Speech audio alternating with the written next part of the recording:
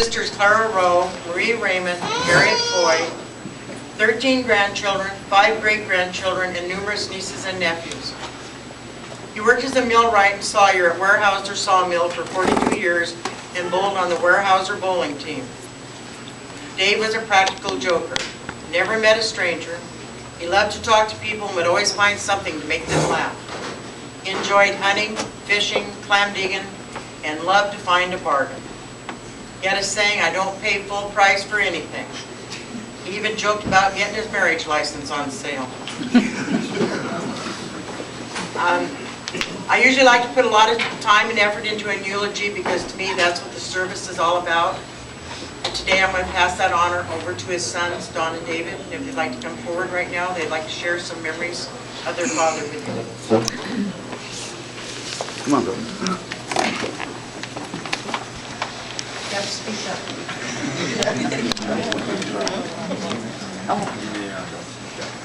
I see a lot of faces I've seen over the years, and I'd like to thank you for coming. Dad he could be tough, but he was a joker. He told stories about all of you. Jack, when you guys went camping on Johns River many years ago.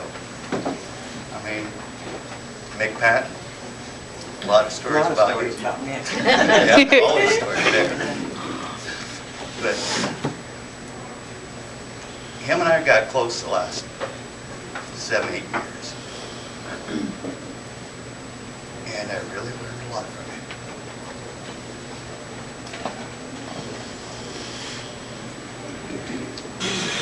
We got some big shoes to fill, bro. There we do. I tell you, with Dad, you know, with every person, there's sometime in your life, some little moment that's going to change everything that happens from that point on. And you never know what it's going to be. For Dad, it was a glass of milk. Dad worked, hand milked on a dairy farm when he was a kid. Hated milk, would not drink it. One night, some lady ordered him a glass of milk, looked like he needed it. Well, he drank that milk. Less than a year later, Mom and Dad were married, and every year, I made him drink a glass of milk. yeah. And he would drink it. He might fuss about it,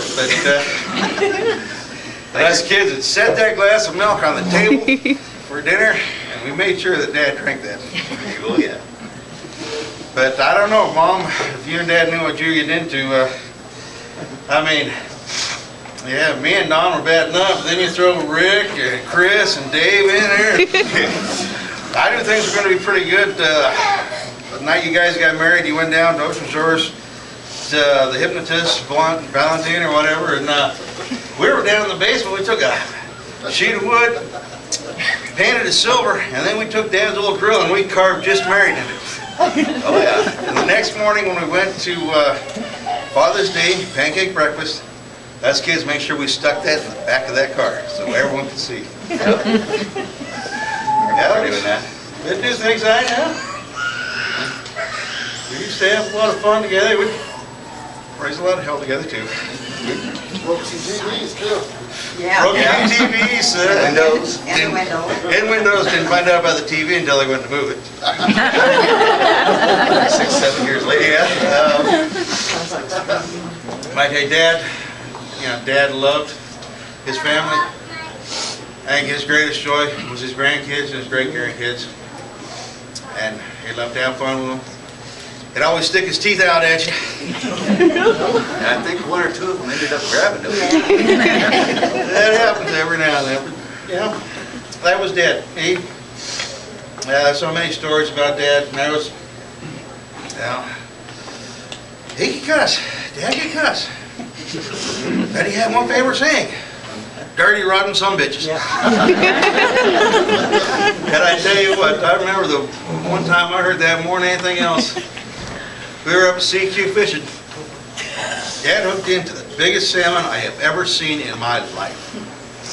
And we fought that fish, and Dad got it up to the boat, and I grabbed the net when he got up to the boat, and we both looked at it and looked at the net, and the net went flying one way. I was diving for the gaff, and about that time the fish threw the hook. Now Dad proceeded to cut his line, throw the rest of the line in there, and take it all, you dirty rotten son of a bitch. That was Dad. Yeah. But he was always there when you needed him to. Yeah. If you needed anything, call Dad. He'd be there. Didn't care where you were. Didn't care what it was. Call him. He'll be there. Friend, family, anyone like. He'd be there for you. And that's the same. We call. We come running. Yep. Just as quick as we can. Yeah, there was times we went to Montana one year to see Mom's mom, and we swung by. This was back in the 70s when CBs were all the big thing. Dad loved to shoot skip. Means he could talk to people further away. John Boy. Never see him again.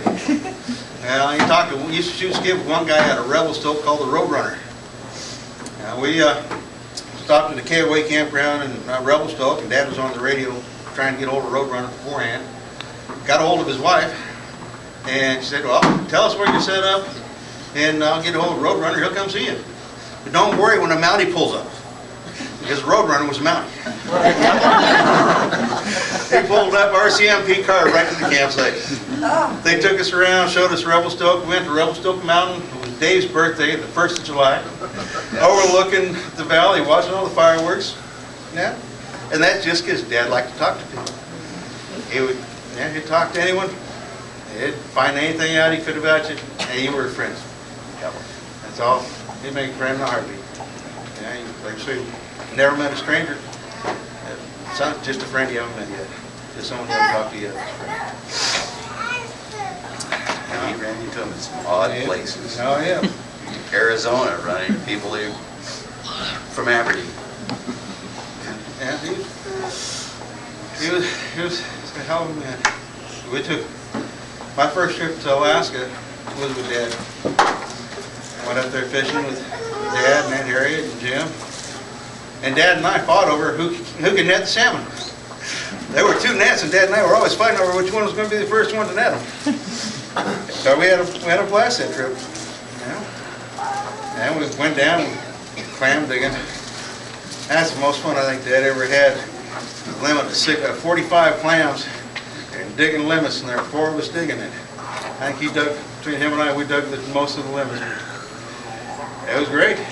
It was something, and he said something that really made me proud back then when we were cleaning clams. Guys, up there you can hire people to clean your clams. Dad said, now, the only ones to clean clams are me or Don and Russ. Don't trust anyone but my kids or myself to clean my clams. Yeah, that made me proud because Dad was particular about his clams. He had to have them done just right. It's things like that. That's what it is. But the main thing is, we all have our memories of Dad. He's with us, and just something happens, and you wonder why the heck that happened. And all you can hear is someone saying, "Dirty rotten son of a bitch," you know Dad did it. He's just getting at you. He's already got it. Yeah, he's already That breaker. breaker. Yeah. See if we could handle it. Yeah, if you didn't think that Laura and I were independent and could take care of ourselves. First thing, the lights went out, and then the fan on the furnace went out. Yep. Yeah. Well, that's Dad and his sense of humor. That's funny. Oh, by the way, I found some more handkerchiefs yesterday. Wow. Every pair of pants Dad had I had a a handkerchief in it. Yeah. I'm gonna miss that during hunting season. Uh-oh. Making that phone call at daylight after that big buck's hit the ground and waking everybody up. Saying, Yeah, come all I out, said Dad. was, help. Where you at and how big? Yep. He was there. I thought you were gonna say something else about the land eggs. Oh, Yeah, well, well, sometimes we all know that. handkerchiefs didn't come back from hunting trips. I remember, man, Dad was so proud when we all got our first deer.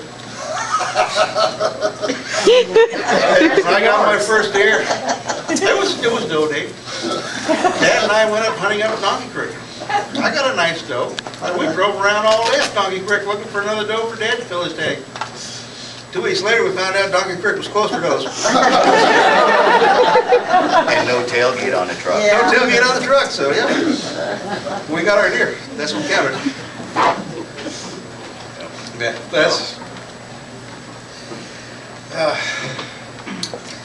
think everyone has good memories of that. We all do. We all love everyone for showing up. We thank everyone. Thank you. Thank you.